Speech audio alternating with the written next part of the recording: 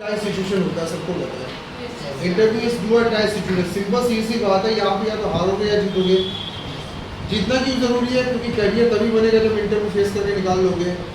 और हारना उनके लिए अच्छा है जो अभी जिनके पास अभी कैरियर का प्रेशर नहीं, वो हार भी जाए तो चलता है। जैसे आपके पास बहुत पैसा है, बहुत अच्छे फैमिली से आप बिलोंग करते हैं, एज फैक्टर आपके पास है, ड्रीम्स है ही नहीं ज़िंदगी में कुछ करने का, और सेकंड आपके पास ऑप्शन है संभालने वाले पीछे, तो वो लोग इंटरव्यू हार के भी चले जाते हैं। सबसे बड़े नौजवानों के लिए चिंता का विषय क्या है कि आप इंटरव्यू कैसे निकालें, क्योंकि आपको ये ध्यान रखना है कि इंटरव्यू अगर नहीं निकलेगा तो कहाँ से पैसा लाओगे। लैब चलाने के लिए सबसे इम्पोर्टेंट क्या है? पैसा। और आपको ध्यान रखना है कि आपके सारे ड्रीम्स भी पैसे से पूरे होने वाले हैं, और आने वाले समय में रिस्पॉन्सिबिलिटीज़ जो लगातार हर दिन आपके सामने आ रही है, उसके लिए भी क्या चाहिए? पैसा चाहिए। तो भाई सबके लिए ज़रूरी है हमारा एक करियर सेटलमेंट हो।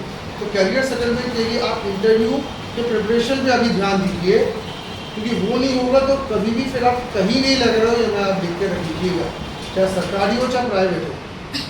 तो इसके लिए क्या क्या करनी है, तो फटाफट करके मैं आपको पॉइंट्स कुछ बताते जा रहा हूँ, इसमें आप लिखते भी जाइएगा।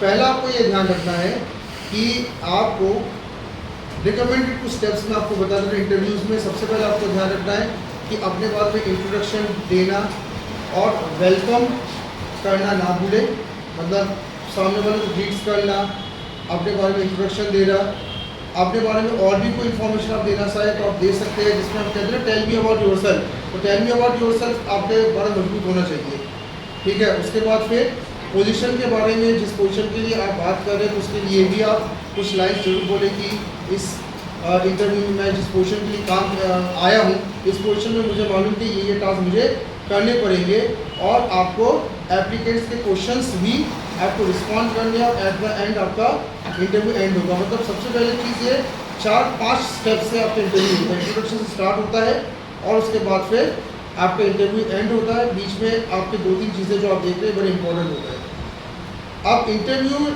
जो है यहाँ पे डू और डोंट पे टिका रहता है। आप इंटरव्यू में क्या करें क्या ना करें, इस चीज़ को मैं थोड़ा सा आपको बता दे रहा हूँ। इंटरव्यूज़ में आपको ध्यान रखना qualification, experience, education, job related activity, career goal, objective आपको बताने ही हैं, और आपको अपना फ्यूचर प्लान भी बताना है कि फ्यूचर में आप क्या करना चाहते हैं, वो भी आपको बताना है। डोंट्स में आपको ध्यान रखना है कभी भी इंटरव्यू में अपनी एज की जो ज़्यादा जिक्र ना करें। आप अपने रेस का, रिलीजियन का, पॉलिटिकल किसी मैटर का, मैरिटल स्टेटस का, जेंडर्स का, ऐसे कोई भी डिस्कशंस ना करें, क्योंकि ये अधिकतर देखा गया है कि छोटी सी चीज़ के बच्चे कहीं ना कहीं में फंस जाते हैं। जैसे बात कहिए करते करते आपने कोई रिलीजन पे बात आपने कह दिया, या पॉलिटिकल पार्टीज़ के बारे में अपनी राय देने लगे, आपने मैरिटल स्टेटस पे बात करने लगे। आप कई लोग कहते हैं सर ऑलरेडी मेरे पास 4 बच्चे हैं, एक बीवी है, खर्चा नहीं उठ रहा, इसलिए मैं जॉब करने आया। ये सब चीज़ों को बोलना है, ठीक है ना। अपनी एज का रोना है कि सर 32-34 के हो गए सर, अब मिल जाए तो सर अच्छी बात है। ये लाइन भी नहीं बोलना कि 32-34 के हो गए, ठीक है। आप हिंदू और मुसलमान हो, किसी को कोई मतलब नहीं है, सिख हो, इससे किसी को मतलब नहीं है। तो कृपया करके ये 5-6 चीज़ें जो है ये गलती से ना बोले, क्योंकि छोटे शहर में बच्चा बोल जाता है। और बाद में जब हम लोग के पास फ़ोन आता है तो सामने वाला बोलता है कि सर इसने ये बातें किया सर, इसलिए उसका नहीं हो पा रहा है। मैंने क्या बात कर दी सर? कुछ नहीं, वो बहुत बड़े फैन थे कांग्रेस के, तो कांग्रेस की नीतियों की तारीफ करने लगे इंटरव्यू में। मतलब हमें क्या करना कांग्रेस भाजपा की नीतियों का, हम तो इंटरव्यू लेने बैठे हैं। तो आपको ध्यान रखना वहाँ पर ये बात करनी नहीं है आपको। साथ साथ में आपको ये ध्यान रखना है कि जब हम इंटरव्यूज़ की बात करें तो यहाँ पे अनप्लान्ड अनसिस्टमेटिक इंटरव्यूज़ जो है ये आपको नहीं करना है। आपको इंटरव्यू में ध्यान रखिएगा पहले से ज़्यादा बात भी नहीं करनी है। पहले लोग इंटरव्यू में भयंकर बात करने लगते हैं। एक्सेसिव टॉकिंग आपको नहीं करना है। अनकॉन्शियस बिहेवियर आपको नहीं करनी है।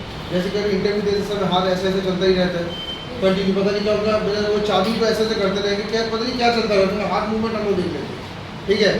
आपको ज़्यादा ओवर दिखाना नहीं है। ब्रीफ इंटरव्यू आपको देना है, ठीक है।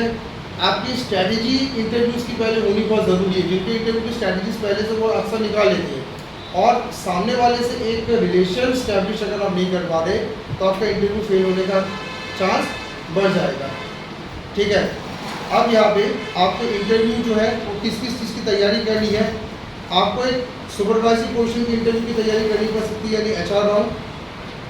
सुपरवाइजरी या तो टेक्निकल पोजीशन की इंटरव्यू अलग होता है और क्लरिकल इंटरव्यूज अलग होते हैं, ठीक है। एक होता है सुपरवाइजरी, मतलब सीधे मैनेजर इंटरव्यूज, आप सीधे किसी हेड की इंटरव्यू देने जा रहे हो। एक है टेक्निकल और एक है क्लरिकल या असिस्टेंट के इंटरव्यूज होते हैं। तीनों के ध्यान रखना, इंटरव्यूज अलग होते हैं, ये मैं आपको बता दे रहा हूँ। तो आपको ये पता होना चाहिए कि मैं किस पोजीशन के लिए इंटरव्यू दे रहा हूँ, क्लरिकल है, टेक्निकल है या सुपरवाइजरी है, कि मैनेजर है या किसी का तो फॉर्म है तो सीधा